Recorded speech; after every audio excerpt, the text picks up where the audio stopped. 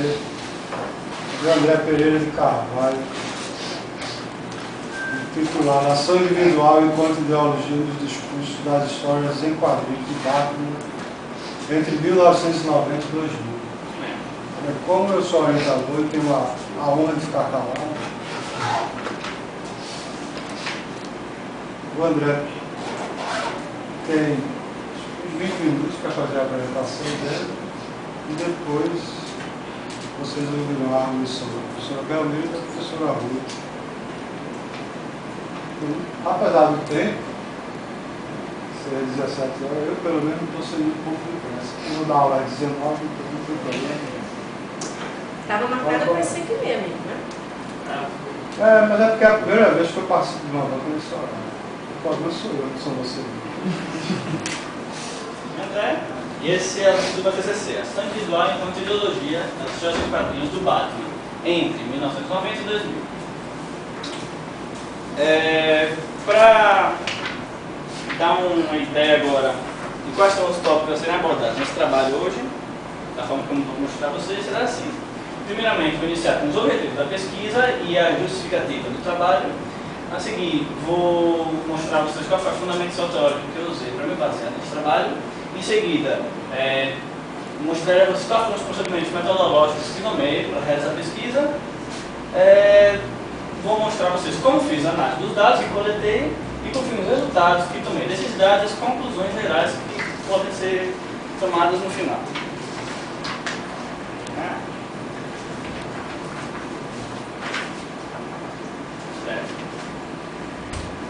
O objetivo geral dessa pesquisa é descrever o caráter ideológico da ação individual dentro dessas histórias em quadrinhos especificamente. A revista do Batman, publicada no Brasil entre 90 e 2000. Para chegar a esse objetivo geral, eu vou responder outras perguntas iniciais para completar ela, que é caracterizar o discurso ideológico nas histórias em quadrinhos, identificar a ação individual dentro dessas histórias e, por fim, juntar essas duas ideias e mostrar como a ação individual, o individualismo dentro dos histórias em quadrinhos é aplicada de maneira ideológica a prevalecer nas histórias em quadrinhos uma motivação ideológica individualista, que é um elemento-chave do liberalismo que está presente no trabalho todo.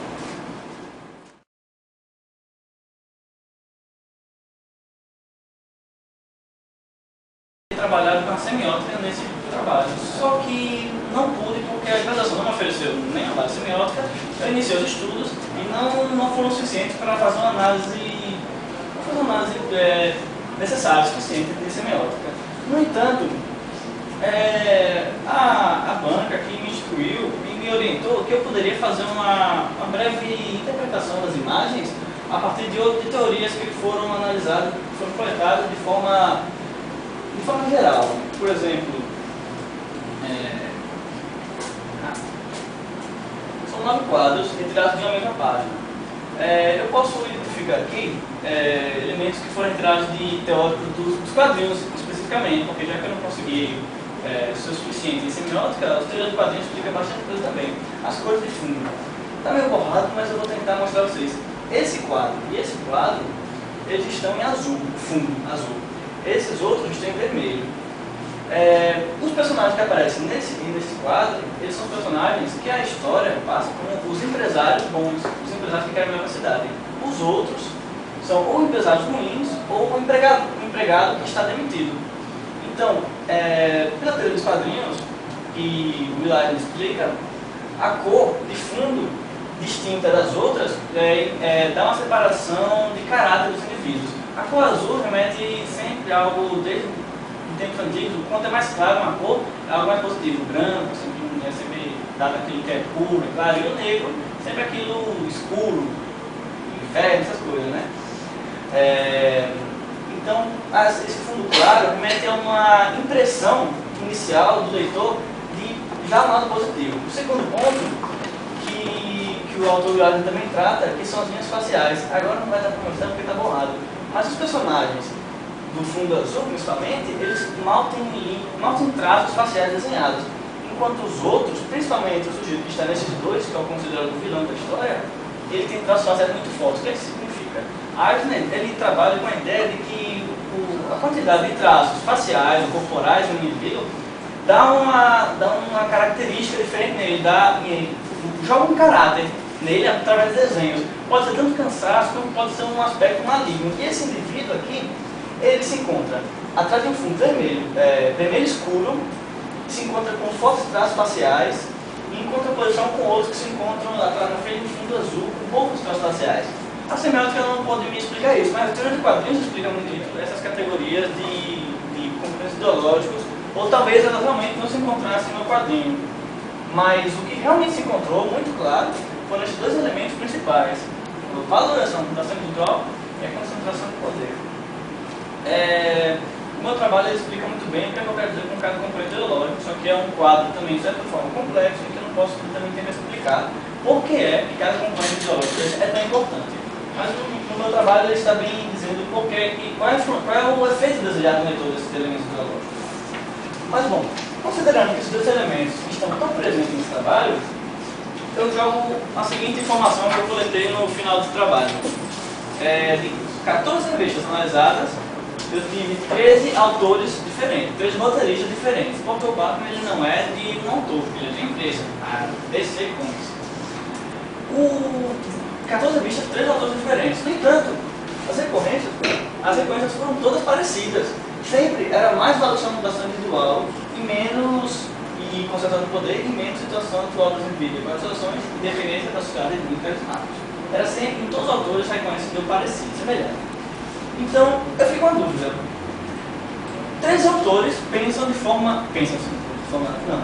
13 autores passam em seus quadrinhos formas semelhantes de modo ideológico da forma como eu procurei.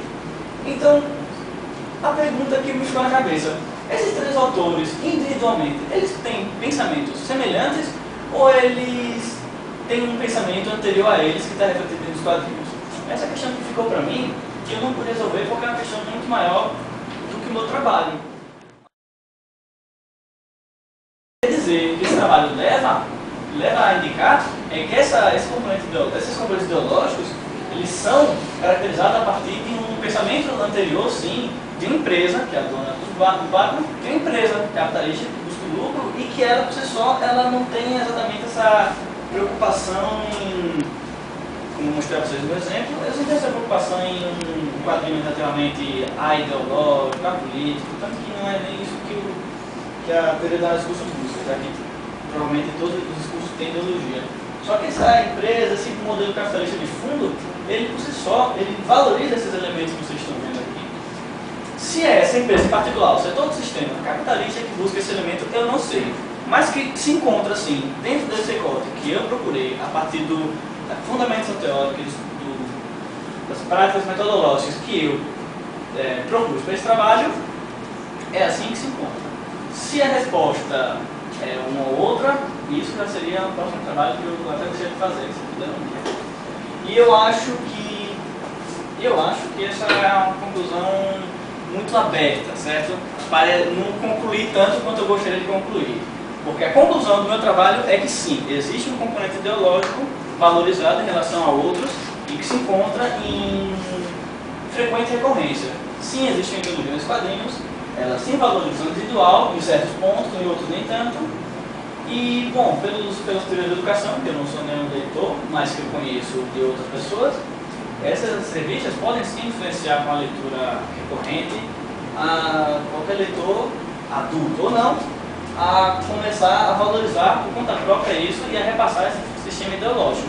Pode também não ser, já que a ideologia não é algo exatamente controlado. Pronto, eu acho que esse é o meu trabalho. Agradeço muito vocês terem ouvido tudo isso. Muito bom.